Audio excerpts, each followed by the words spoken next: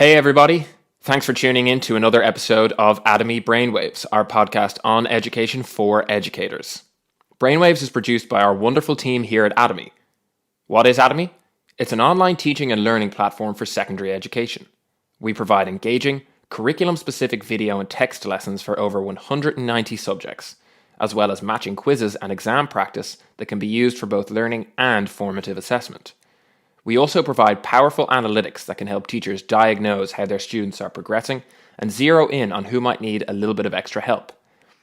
Our goal is to help make life easier for our teachers, give them more time to work on the most important things, and ultimately help to generate better outcomes. If you want to find out more about Atomi, head over to our main site at getatomy.com and feel free to try it out for free. Today, I had the pleasure of speaking with MLO'Brien, digital learning leader, innovator, and consultant. We discussed her years of leadership in both the corporate and education worlds, leadership in e-learning of both students and teachers, and what the future holds for e-learning.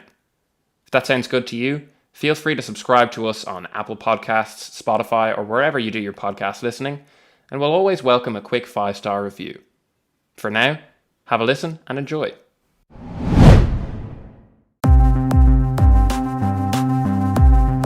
Are you going to teach us anything? What, you want me to teach you something? You want to learn something? All right. You got it!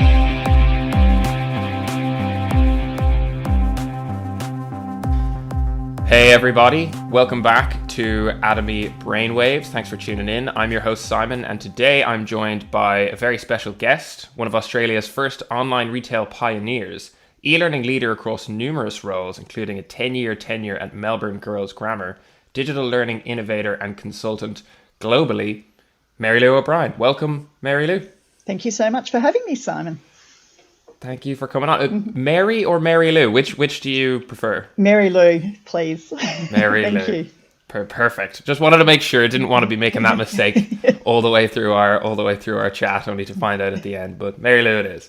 Thank you. So, Mary Lou, as you can tell from that kind of introduction there, it's been a very interesting journey for you through to education. It's sort of an unconventional one. You know, very often a lot of the guests that we have on, kind of their journey in education started really from a place of teaching, and all the way through it's been a story of education. But you know, yours coming from the business world, and that move is really unconventional, and I'm sure has led to some really interesting perspectives, which we'll get to in a moment. But just to start us off, we always like to begin with our guests by having just a brief run through of how you kind of got to where you are today. So if you can, just kind of run us through that, as I said, unconventional route to this spot here and now. I'll try and do that as quickly as possible because it was a very long route. I suppose. However long you feel you need. Yeah. I actually thought about it last night because I had someone on LinkedIn talk about my background, and I worked it out because I've always said I was on my 5th career by the time I ended up as a consultant in recent months. But when I added it up, it's actually my 7th career change. So I've had a background in fashion retail, travel and tourism for many years, an office manager in recruitment, small business owner, which you alluded to there. And I really began my education career when I started a teaching degree straight out of school, but I absolutely hated it. And I left 18 months in saying that I'd never, ever be a teacher. Then, of course, 15 years later, I found myself lecturing in higher education at Swinburne University. And that was before moving to K-12 in 2009 and taking up the role at Melbourne Girls Grammar to drive the digital transformation and online learning agenda there. And I finished up there just in January this year as Chief Digital Officer. And so I'm now focusing on sharing my breadth of experience and expertise with others via my new consultancy practice. Yeah, amazing. It's 7 careers. Wow. I'm trying to think. How many can I claim? I was a waiter briefly for about 2 months, but I think I'm a way away from 7. But I guess that kind of speaks to, you know, in a broader sense, the way of the world nowadays, where, you know, especially in relation to online roles, people have this this free, well, of course you have to have the get up and go to do it, Yes. which obviously you have, but people do have a freedom to pursue lots of different roles, and I imagine that has really kind of exploring all these different roles, having all of these different positions within business and education has probably afforded you a really unique and different perspective. Would you agree? Absolutely. I think certainly my sales and marketing expertise from my corporate and retail life has certainly fed into the way I work with my customers or clients. It's been invaluable, and it's certainly positioned me really well for my roles. Yeah, awesome. And so what we kind of touched on a bit within your description is kind of this area of e-learning, which I guess it would be fair to say is, well, sorry, not your only area of expertise. There are plenty of those, but one area of expertise definitely. And the kind of central topic we're going to zero in on later on is this idea of leadership in e-learning. But before we get there, I just wanted to talk a little bit about leadership in general, because, you know, we've had guests on before who are school leaders very high up, and we're able to talk very fluently and impressively on leadership just within a school context. But what really fascinates me is you've been in leadership positions both within education and outside of. And I just wanted to kind of pick your brain a little bit on what you found translated across those two. You know, what was it from your positions in leadership in the business world? What did you learn there? What skills did you pick up and develop that you felt translated really well and kind of gave you an advantage when going into leadership positions in education? I actually think myself that it all translates across. When you look at leadership, by definition, it's the ability to direct and motivate others to achieve individual, team, as well as organisational goals. So, and you know, I really think that stands for any leader, whether that's a CEO of a top 5 bank or a team leader within a school. It's also about doing the right thing and about being authentic. And, you know, you just have to look now. I believe the current global situation has really highlighted what makes a good leader, and also has highlighted many of the what not to do's. So one of the few differences, of course, is that education, or in the education sector, you also have constituents that range in age from 3 to 18 years old, and that is unique to education. And your job is really about preparing them for the future.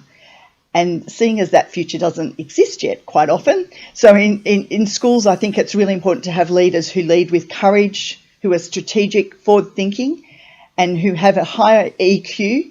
And in 2020, I'm all for AQ as well, which is the Adaptability Quotient, which is something that's really talked about. And I only heard about it for the first time probably about 2 years ago. I started using it. But, you know, in a situation like this, currently for school leaders, it's really important.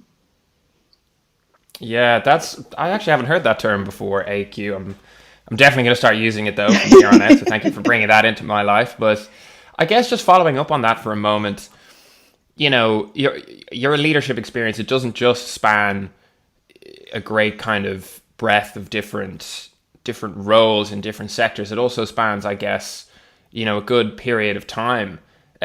Going back to kind of your early forays into business into today. So I guess, you know, a follow-up question on that would be, as the years have gone by and, you know, the world has changed, as you've alluded to, quite a bit in that time frame, and the online world in particular has developed so fast and in so many different ways that I'm sure that, you know, that has probably meant that as a leader, certain elements have had to develop, be that how you interact with the people who you are leading or having to stay ahead of certain things.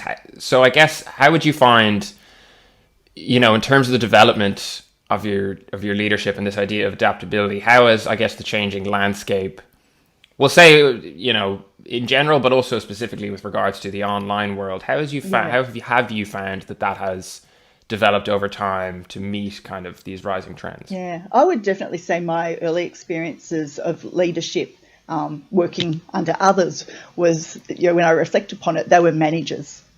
They weren't leaders. Fortunately for me, I met Catherine Misson, who was the principal that employed me at Melbourne Girls Grammar, who was just an amazing, a true leader in the true sense of the word for me. And that really developed a new perspective for me as well, and taught me so much.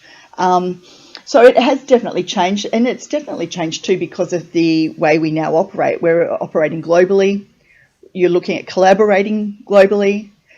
Just the fact that you can lead others online, all the sharing that happens online through social media channels such as Twitter and LinkedIn and what have you, and you're able to support people so much easier, because you're part of leadership is being able to remain enthusiastic about your passions and lead others and take them on that journey with you. Yeah, that's really interesting, and you make a really good point with reference to. Sorry, it was Catherine Misson. What's the second name? Misson.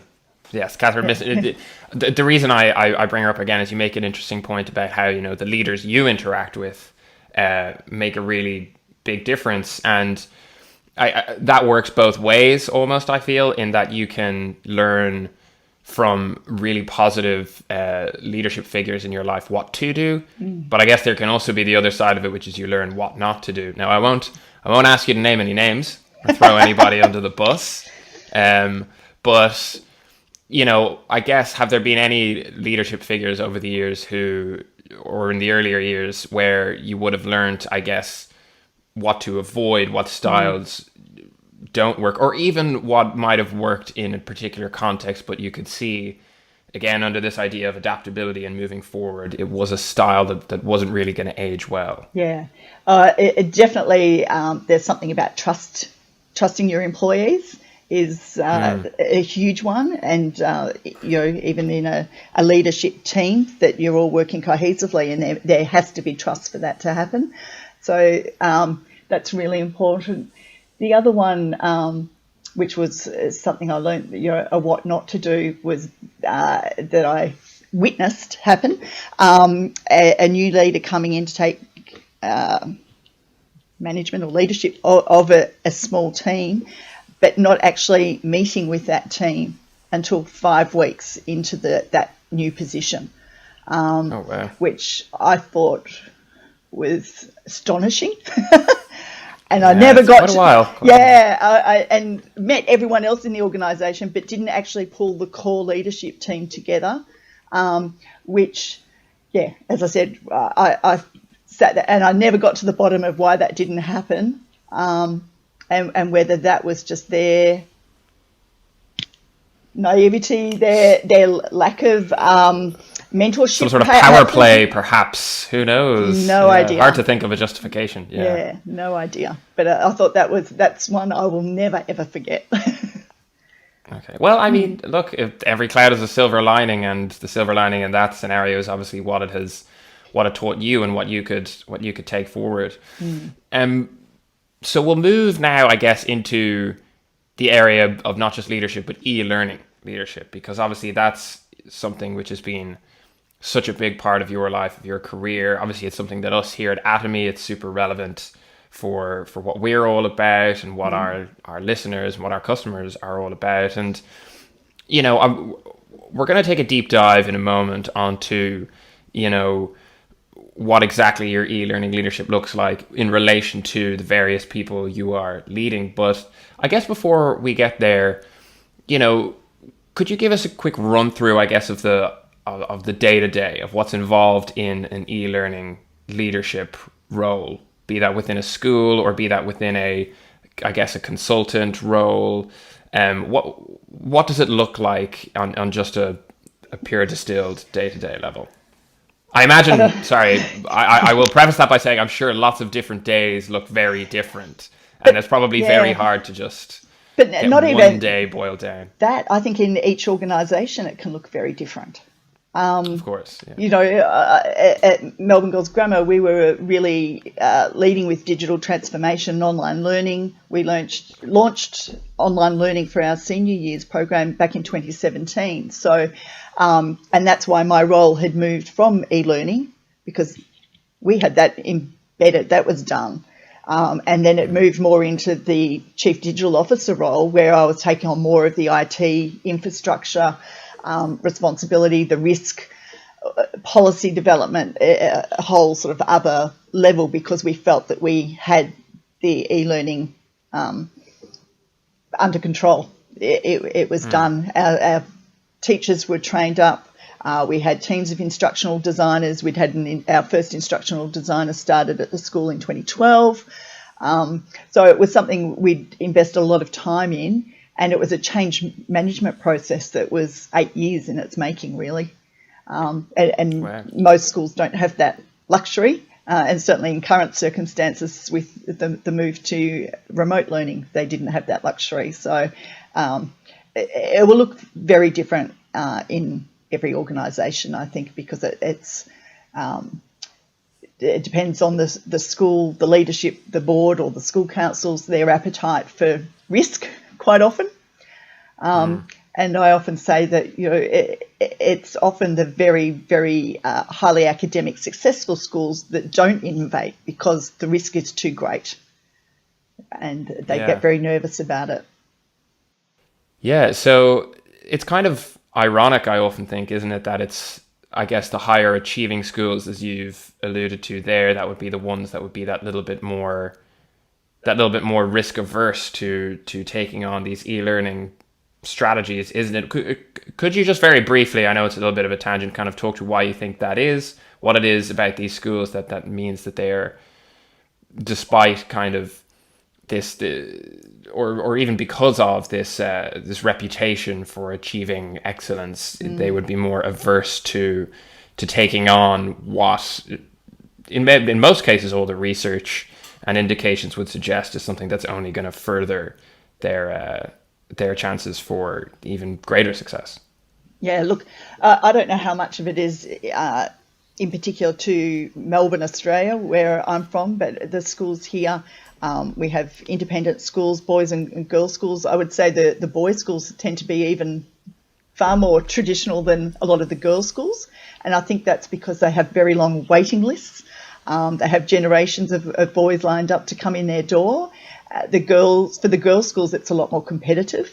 And so we tend to innovate to find our niche market.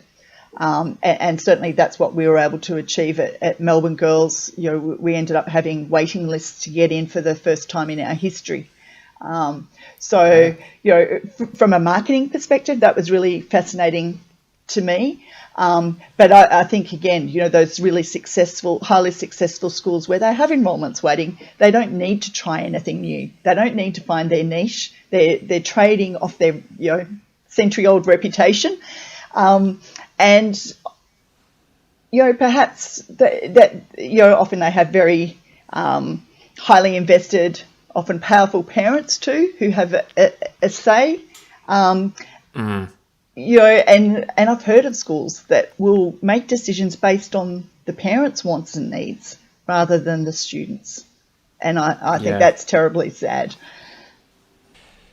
Yeah, and that kind of ties into, I guess, what I wanted to ask you next, which is this idea of kind of students and putting the student at the center of the process, because, you know, it goes without saying in some ways, but it should go without saying, but does, I guess, have to be reiterated that the whole aim of the game and the goal is to enhance the student's experience as best you can. And, you know, in terms of any sort of resource or technique that's being used, but I guess in this specific instance, that means e-learning. So I guess, you know, what I wanted to ask you was, from a leadership perspective, you know, is there sort of a tension, or can there sometimes be, between, you know, reconciling individual student needs with the collective school strategy? Because obviously, you know, in a leadership position, you've got to make these big decisions which are working across the board, and you mentioned there, sometimes parents can be a very vocal shareholder with their own point of view with regards to situations.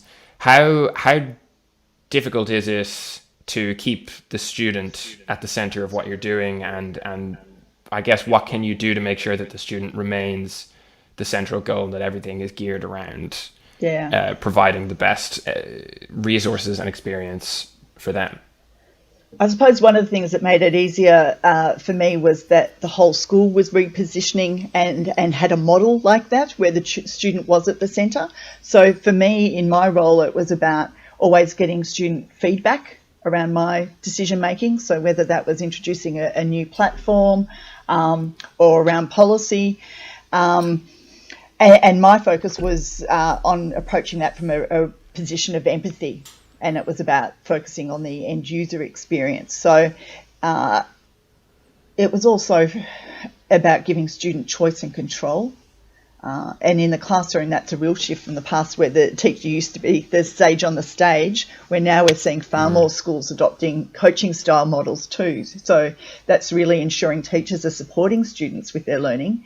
And we tend to, see, and we hope that we're finally moving on just from spoon-feeding content all the time. From an e-learning perspective specifically, you can easily give students, choices at school, in any school. For us, one of the big ones we brought in quite early was a choice in device. So that was about introducing a true BYOT program, not BYOD. And the difference there is that BYOD, that terminology got hijacked quite early on and became, oh yes, we'll let you choose, but you choose from a Mac or a Windows Toshiba, whatever, and you can choose. And that to us wasn't full choice. So we went with the newly defined definition after that started happening, which was BYOT, and absolute full choice. And the only stipulation around that was that it was larger than a 9-inch screen, and that was to avoid phone devices. And even with tablets, they could bring those in, but we recommended that they have keyboards.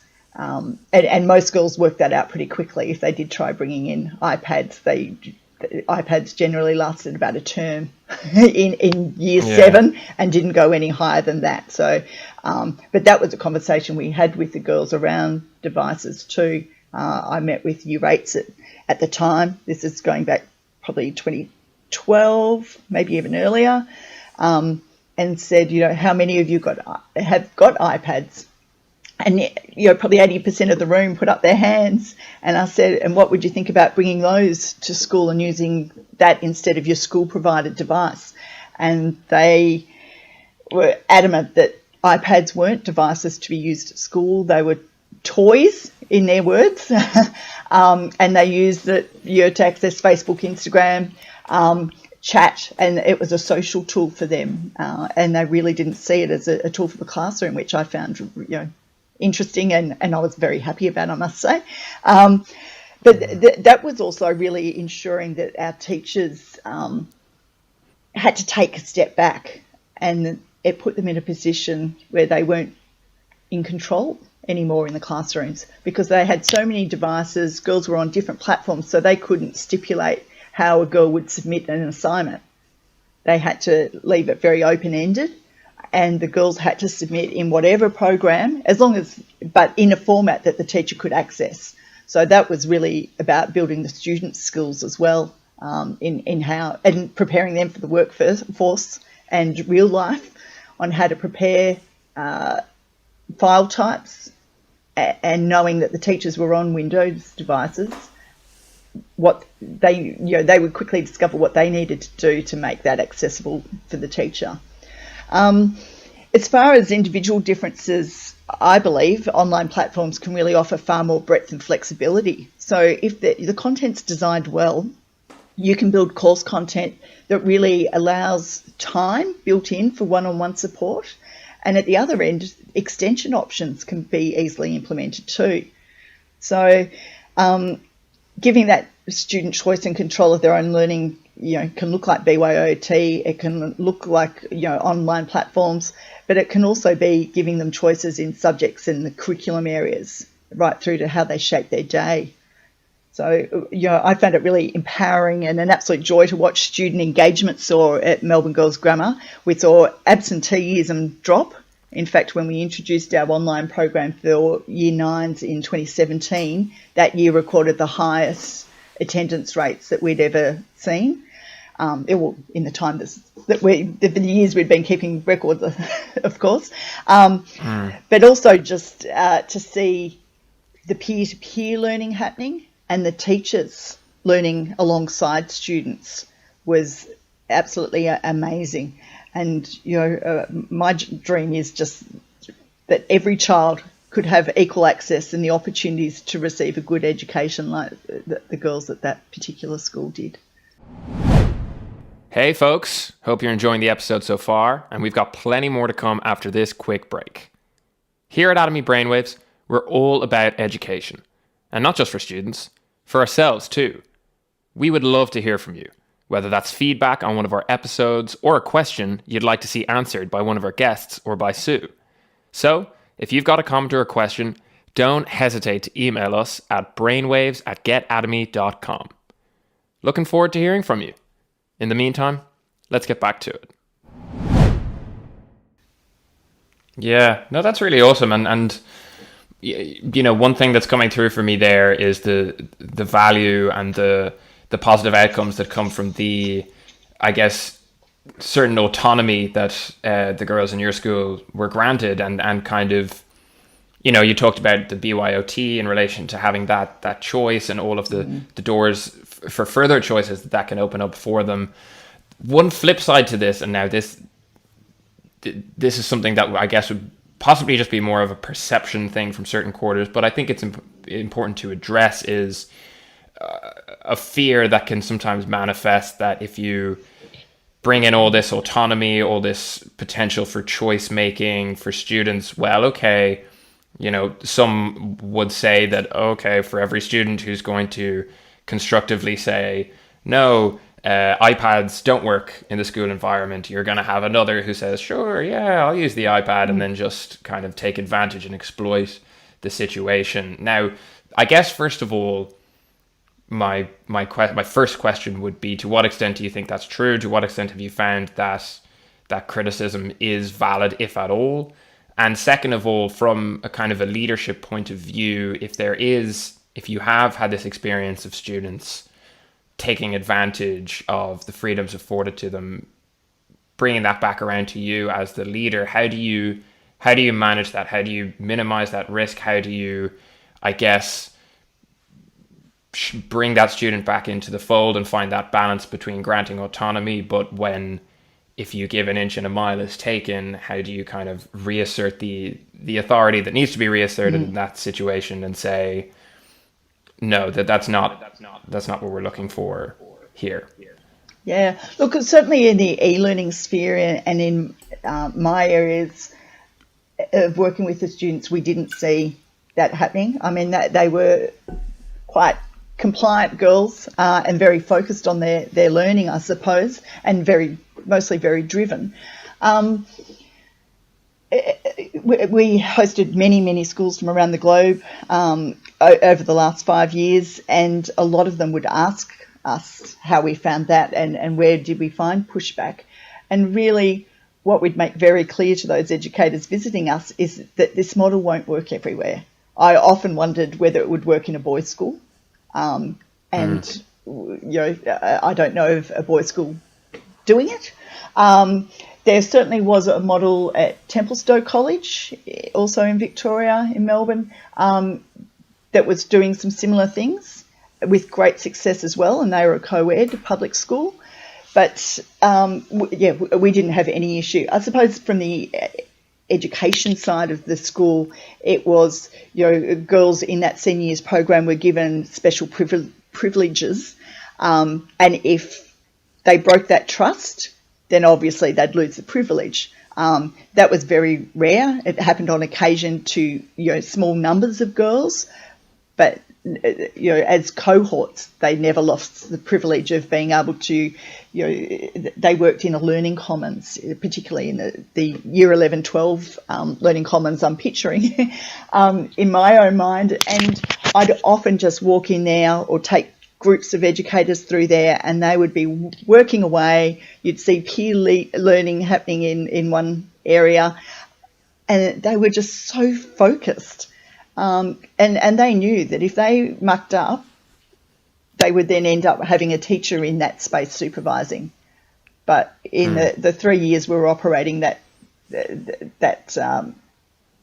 space and running that program, that was never required, which is brilliant. And in fact, we did bring in some year 10s at one stage, and it was the year 11s and 12s policing the younger students, saying to them, this is how we do it here. And they took control and they led the younger ones. So it just, they led by example. It was brilliant.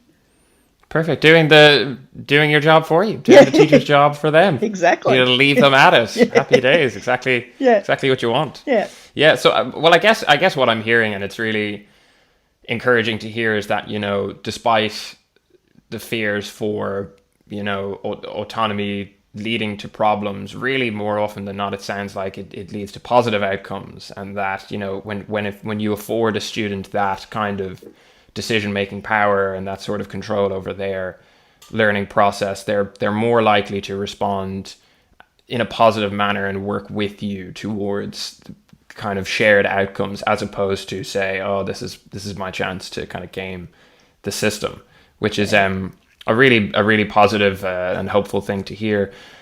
One more kind of question I wanted to ask you on this idea of students, because it is, occasionally a criticism that one would hear leveled at e-learning in general would be this question around access.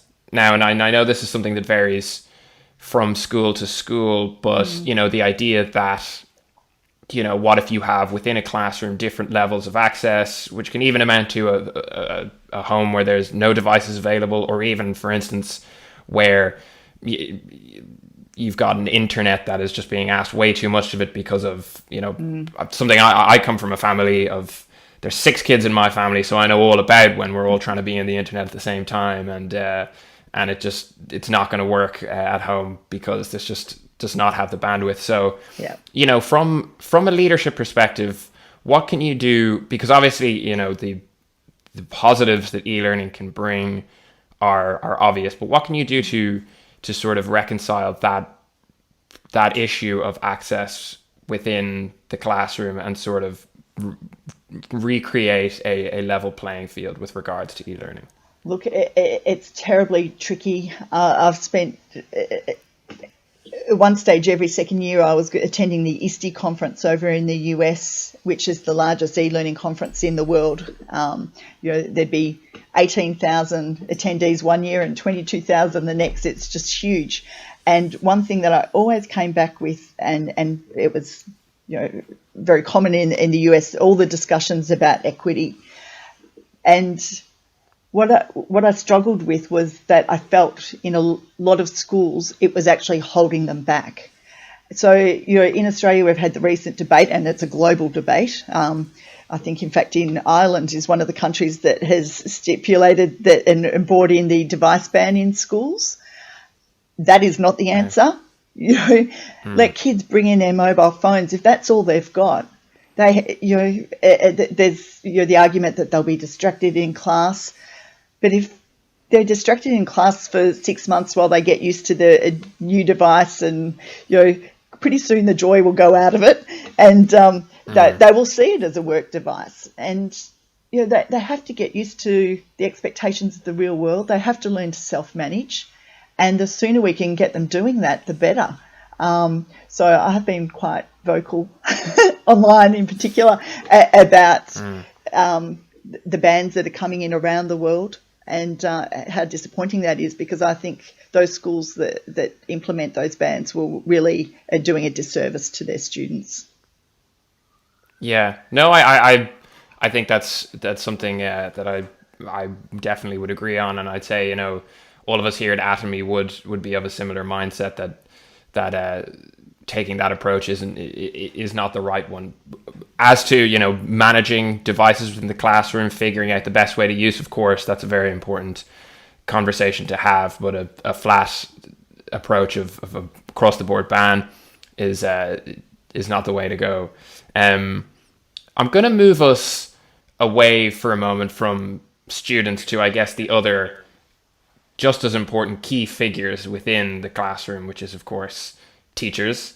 And I'm gonna talk a little bit to you about, you know, the leadership to teacher relationship, because obviously that's, you know, a really key one. And having, as much as we say putting students at the center is, of course, goal number one, I guess a secondary goal is, you know, doing the best you can to set the stage for teachers to be as valuable. Because, you know, if that's not the case, the whole thing is, it's very hard to see how the system works without doing your best to, you know, actualize the teacher's potential. So within this idea of being a leader in e-learning, you know, managing teacher relationships, what are the kind of the key challenges that arises there in terms of, you know, training teachers, delegating responsibility, key processes like that? What are the challenges that arise for you in doing that, and how do you respond to them? I think I mentioned before that we had sort of 8 years to work on a change management process at the school. So, you know, we started with bringing in guest speakers, internationally recognised guest speakers, that we'd open up sessions to our staff and then do parent sessions in the evening. But often we wouldn't just say our staff, we'd invite other local schools. If they wanted to come along, they could also join us to hear these amazing speakers. So people like David Price and Stephen Heppel from the UK, and it was just about provoking their thinking and getting the staff as well as the parents thinking about the future and what education might look like for their girls. So, you know, that was a real absolute luxury to have that time and to really think through carefully and prepare for what we knew we were going to deliver in 2017. The thing that's happened now with the pandemic, that's really changed teachers' mindsets already around online learning.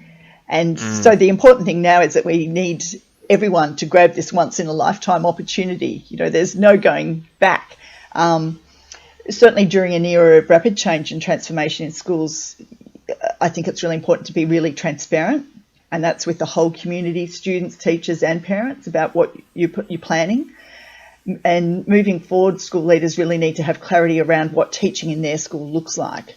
So it's about resetting teacher expectations, and another, you know, be in my bonnet about our teacher training. Certainly in Australia, they're not delivering teachers that are classroom ready at schools like Melbourne Girls Grammar. We'd invest in training our own staff once they came to us. Now, that's a huge investment that only an independent school could afford to do. Most schools can't afford to do that.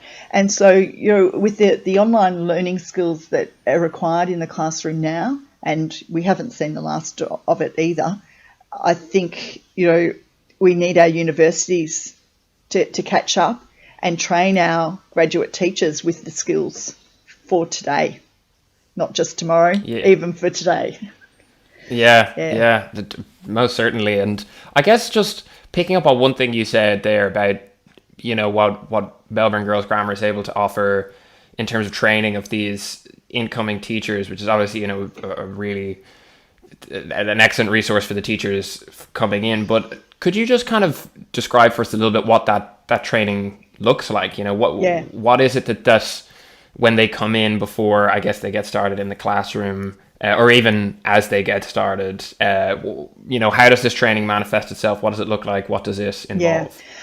Certainly from the recruitment process, it started. So that as part of the recruitment process, if they were selected for interview or an offer was put on the table, they were required to fill in just an A4 table ranking themselves in certain software proficiencies. So anything from, you know, have you delivered online courses before? Are you proficient in using web conferencing? And it was more about us finding out where they needed support moving forward. It did cover things like basic Office 365, Outlook, Word, Excel, what have you, which were just skills that we really just expected. But it was more those online ones that we were looking at. And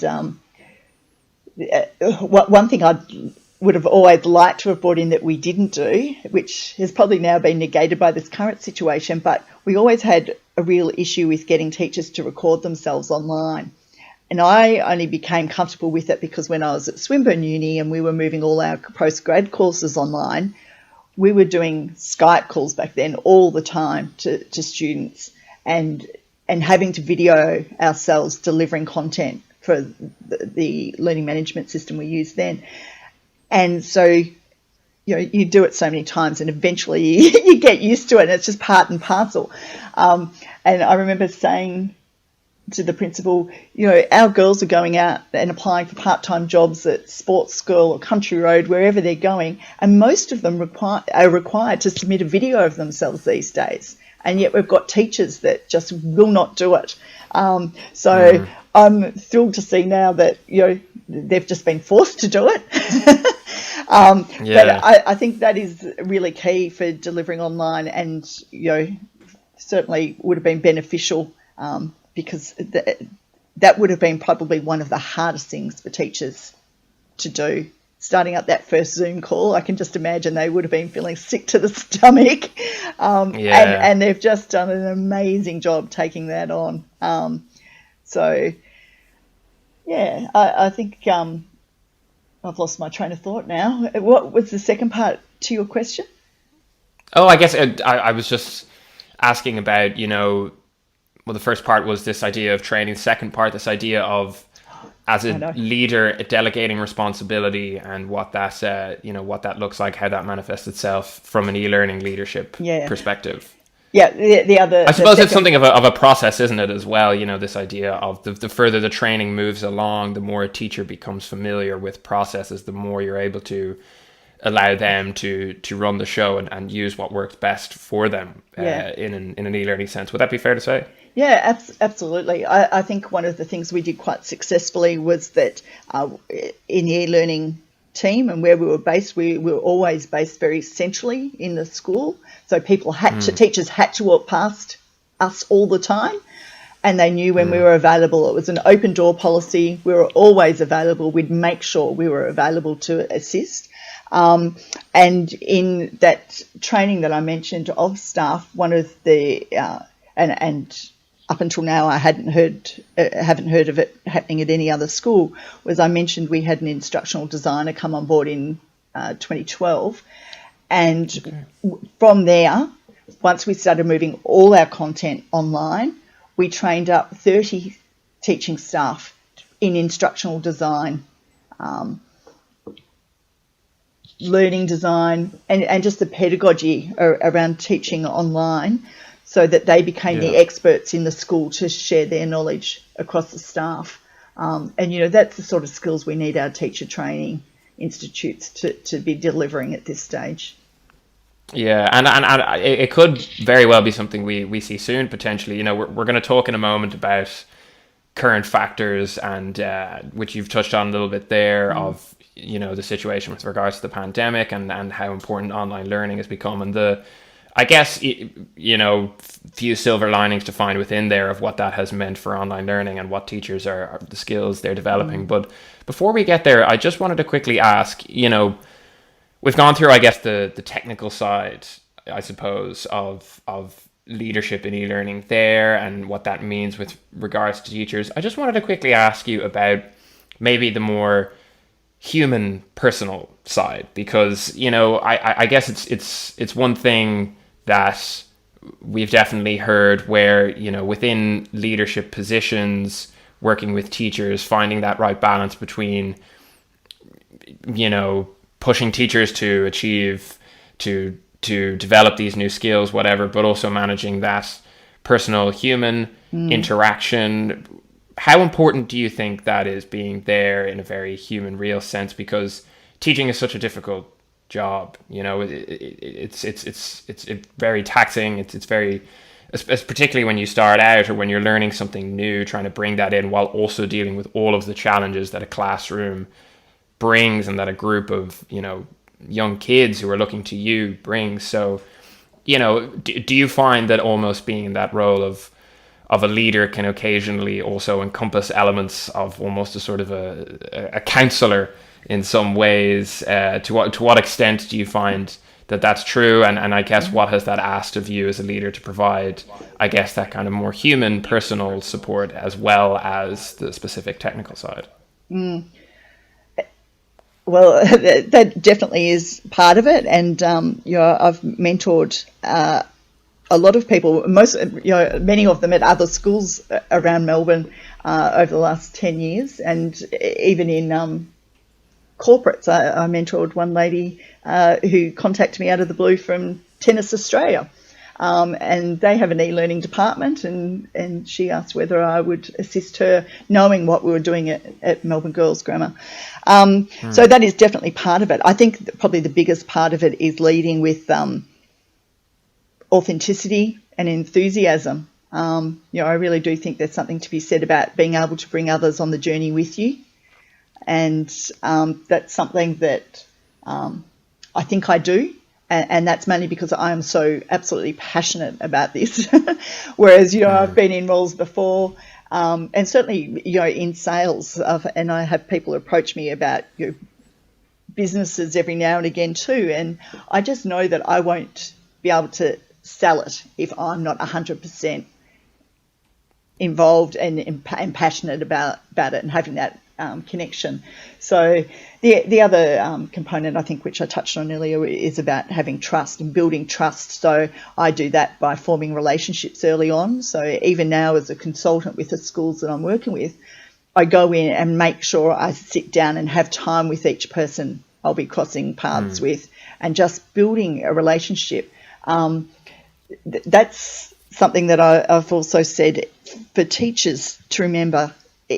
Even when you're going cold onto an online call with a class for the first time, which we'll probably see certainly our counterparts in the US, Canada and the UK come August, September, where they may not have had an opportunity to meet students face to face, but they're going straight on to online, whether it's Zoom, to actually make time to meet with each student individually. So whether that's on Zoom or on a telephone call, I think that's really important, just to make that personal connection and just give them time so that you're listening to them and their story.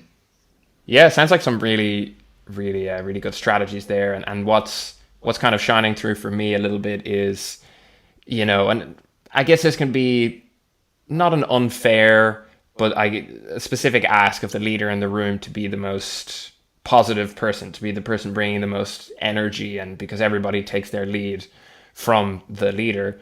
But I suppose by the sounds of things, it really helps if what you're being enthusiastic and energetic about is something you are passionate about, which is definitely true for you. So glad to hear that you're bringing that into the room.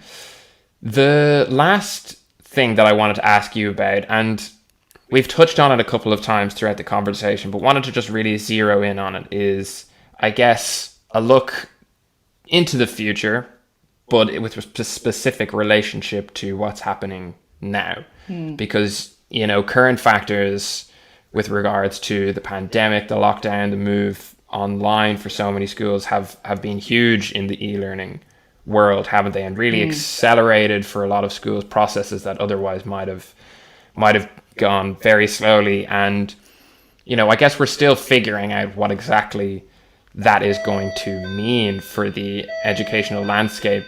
But I wanted to ask you, what do you think the future holds? I know it's such a murky phase ahead of us, but how do you think kind of current factors are going to affect the e-learning environment, and what knock-on effects can we expect that to have within schools going forward the next few years and even beyond?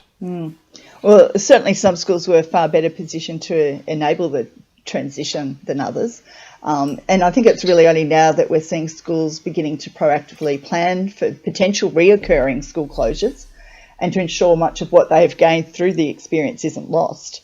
So, we're seeing exponential adoption of teleconferencing platforms, learning management systems, visitor management to allow tracking, and even wellbeing and health apps all of a sudden, which are helping to provide check-ins and quick surveys and things.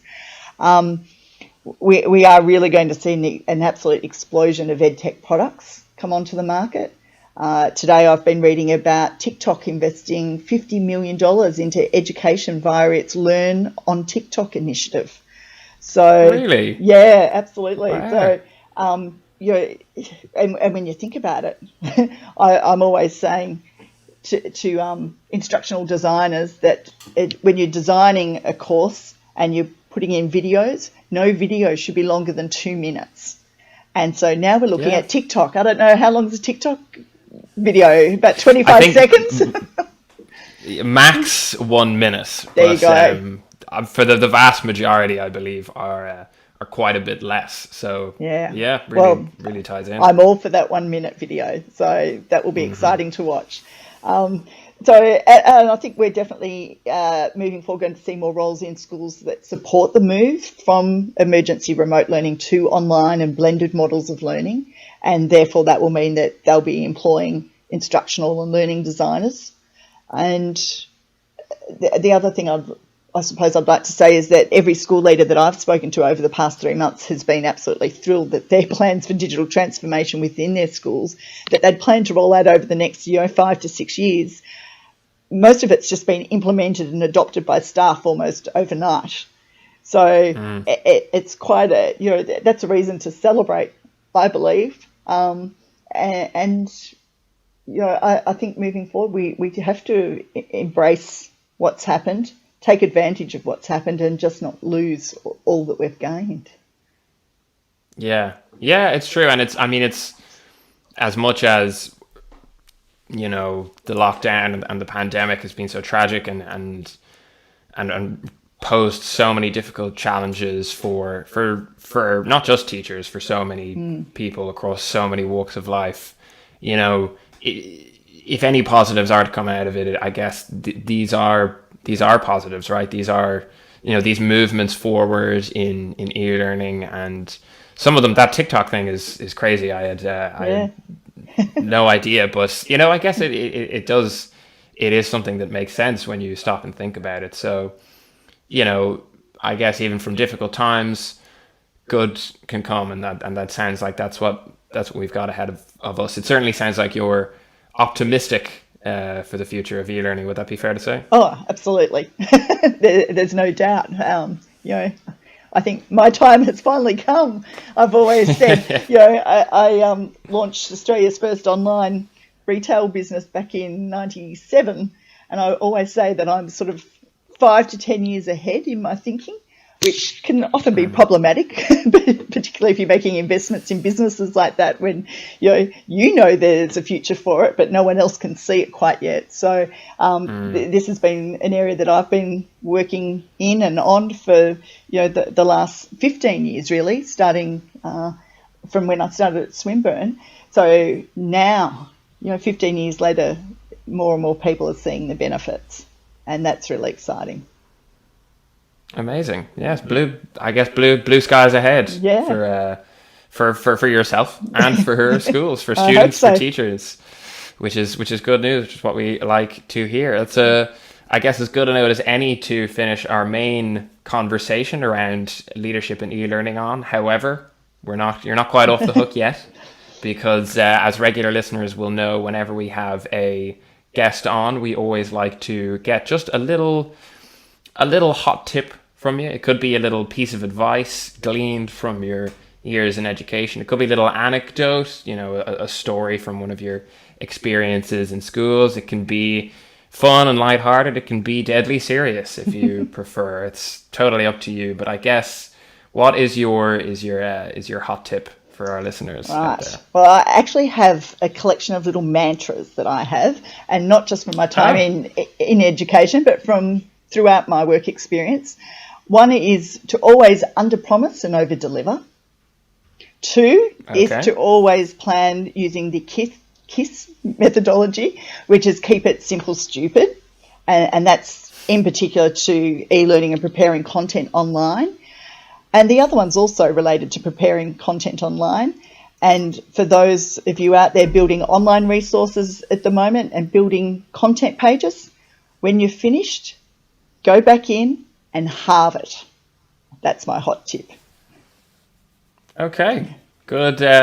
3 hot tips for the price of 1. That's right. That's even more than we bargained for. So thank you very much. All of them good. We should get that printed on a T-shirt or something. Thank you very much for all 3 of those, and indeed for all of the wisdom that came before it. Some really interesting stuff there, and really valuable stuff for anybody out there, whether they be just a teacher implementing e-learning or even another leader in an e-learning position. So that is all that we have time for today. If you liked what you heard here, feel free to listen to any of our other episodes on whatever platform you're listening to this on, and you can find us on our main site at getatomy.com. For now, it's going to be goodbye from Mary Lou. Thank you so much for having me. Goodbye. Thanks for coming on, and goodbye from me. See ya.